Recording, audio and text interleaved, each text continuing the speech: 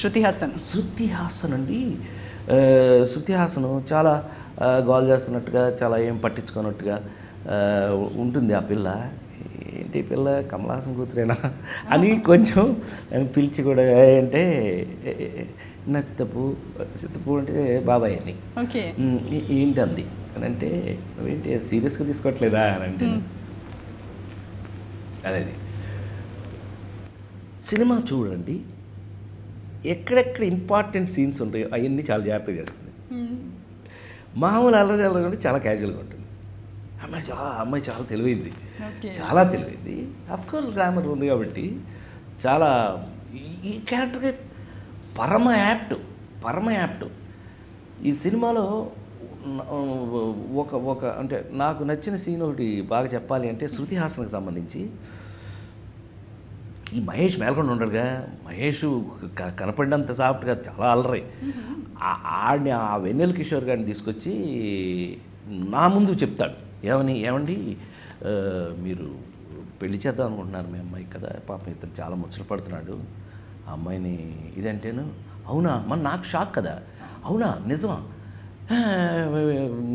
ఈ అమ్మాయిని పిలిచి ఇట్రా అమ్మా అంటే వస్తుంది. ఏంటానా అంటేను, ఏంటి వాడేదో వెన్నెల కిషోర్ గారు చాలా ముచ్చట పడుతున్నాడు అంట నువ్వు అని, మరి మనకు చుట్టం అవుతాడాడు, బాగానే సెటిల్ అయ్యాడు జీవితంలో, వాడిని జస్ట్ బూతులు లంకించుకుంటుంది. ఇక్కడ డైరెక్టర్ మాకు చెప్పింది ఒక్కటే, నాకు విపరీతంగా ఇప్పటికీ డబ్బింగ్ చెప్పాడు ఒక 20 సార్లు చూసుంటాం. అది డైరెక్టర్ వచ్చి అందరికీ ప్రసాద్ గారు చెప్తారు, ఇక్కడ శృతి హాసన్ తిట్టడం మొదలుపెట్టగానే గుండేసి కొడితే పెట్లన్నీ ఎలా లేసిపోతాయి అలా లేసిపోవాలి అందరూ, అంతే. ఈ మధ్య కాలంలో మీరు బాగా నచ్చి చూసిన సినిమా అంటే యాక్చువల్గా నేను ఈ మధ్య లేను, లండన్లో ఉన్నాను. జూనియర్ ఎన్టీఆర్తో నాన్నకి ప్రేమతో. ఓకే, ఆ నాన్న నేనే. మీకు ప్రేమతో ఏమిచ్చారు అంటే ఒక ఫ్లైటు, 4 బెంట్లీ కార్లు ఇవన్నీ అక్కడ పెట్టేసి వచ్చాను. యాక్చువల్గా అదొక అద్భుతమైన కథ, చాలా ఇంట్రెస్టింగ్గా జరుగుతుంది, చేస్తున్నాం ఇప్పుడు. సో నేను అక్కడ ఉండగా రిలీజ్ అయిన మనకి ఇక్కడ బాహుబలి అనే సినిమా అంటే నేను అక్కడి నుంచి మీ అందరికీ మీరు టీవీలో వేశారు కూడాను, నేను పంపిన మెసేజ్ని వేశారు కూడాను. ఒక తెలుగు సినిమా యొక్క దమ్ముని, ఒక తెలుగు వాళ్ళ యొక్క ఒక కెపాసిటీని తెలియజేసినటువంటి ఒక సినిమా, అన్ని భాషల వాళ్ళకి నచ్చి చాలా అద్భుతంగా, అంటే ఇంకా కొంచెం గర్వం కాదు అని అనుకుంటే మాత్రం తెలుగు వాళ్ళు అంటే జాగ్రత్త అన్నట్టు అన్న రేంజ్లో ప్రెస్టేజ్ పెంచినందుకు రాజమౌళి ఎలా ఫీల్ అయినా నేను మాత్రం గర్వంగా ఫీల్ అవుతాను. ఓకే, ఈ సందర్భం ఒక మంచి విషయం చెప్పాలనుకుంటున్నానమ్మా. నువ్వు క్వశ్చన్ అయిపోయిన చెప్తాను నేను. ఒక అద్భుతమైన మార్పు మీ అందరిలో వచ్చింది, మీకు హృదయపూర్వకమైన నమస్కారం. ఎందుకనంటే మీరు ఆ సీడీలు పట్టుకెళ్ళి ఎక్కడన్నా దొరకగానే గబుక్కుని చూసేసి ఆ పనులు మానేసి, నాకు తెలిసి పిల్లలండి థియేటర్లో పిల్లలు ఎక్కువ శాతం ఉన్నారు అని అంటేనే మీకు గుర్తుంటుంది, ఒకప్పుడు సంవత్సరానికి 10 సినిమాలు రిలీజ్ అయిన ఒక హీరోగా రాజేంద్రుడు, గజేంద్రుడు, మాయిలోడు ఇలాంటి సినిమాలన్నీ థియేటర్స్లో పిల్లలు ఎక్కడ చూసిన పిల్లలు ఒక ఫ్యామిలీస్గా ఉండేవారు అనే విధానం థియేటర్కి వచ్చి చూడడం వల్లే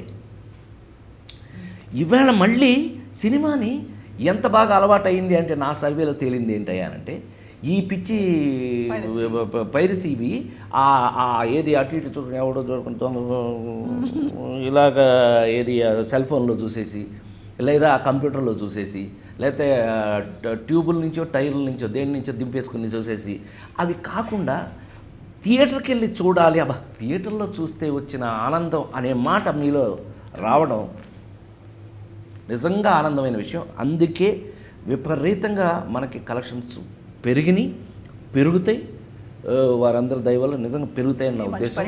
అదొక మంచి పరిణామం మనకి సినిమా ఇండస్ట్రీ, కానీ నేను ఆనందపడుతున్న విషయం. ఇండస్ట్రీలో వచ్చిన మార్పుల్ని ఎలా మీరు వివరిస్తారు మాకు? అంటే మీరు ఇండస్ట్రీలో అడుగుపెట్టినప్పటికీ ఇప్పటికి ఇన్నేళ్ల తర్వాత ఎలాంటి మార్పులు చూశారు? యాక్చువల్గా కథల మార్పు, టైం మార్పు, బడ్జెట్లు మార్పు, అట్లా రకరకాల మార్పులను చూశాను నేను, చాలా రకాల మార్పులను చూశాను. రాహనా పెళ్ళి అంటే సినిమా 18 లక్షలు 20 లక్షల్లో సినిమా తీసామనంటే ఎవరు నమ్మని పరిస్థితి ఇవాళ. అలాంటి స్టేజ్ నుంచి ఇవాళ మనం ఎంత పెద్ద కోట్ల బడ్జెట్ వరకు మనం వెళ్ళినా మనం దాని కెపాసిటీని చూస్తున్నాం. ఎందుకనంటే ఇవాళ ఒక ఆడియన్ ఇంత పెట్టి సినిమా చూడగలడు అనడానికి మొన్న చెకింగ్ అయిపోయింది. 1000 పెట్టి కొన్నారు, 2000 పెట్టి కొన్నారా లేదా అది ఒప్పుకోవాలి ఎవరైనా సరే. 1000 రూపాయలు పెట్టి సినిమా చూడటానికి మన తెలుగు కెపాసిటీ ఉంది అని అంటే వీఆర్ హ్యాపీ. ఎందుకనంటే ఎస్ సినిమాలో దమ్ముంటే వాళ్ళు చూస్తారు అని మనకి తెలియాలి, వాళ్ళకి తెలియాలి, ప్రూవ్ అయింది. సో మంచి సినిమాని ఇప్పుడు ఇదిగో మన కళ్ళ ముందు చూస్తున్నాం కదా, ఫ్యామిలీస్గా రావటం అనేది ఇది గొప్ప పరిణామం. సో చేంజెస్ అనేది అప్పటికి ఇప్పటికీ అప్పుడు ఎక్స్పోజర్ లేదు ఇంత.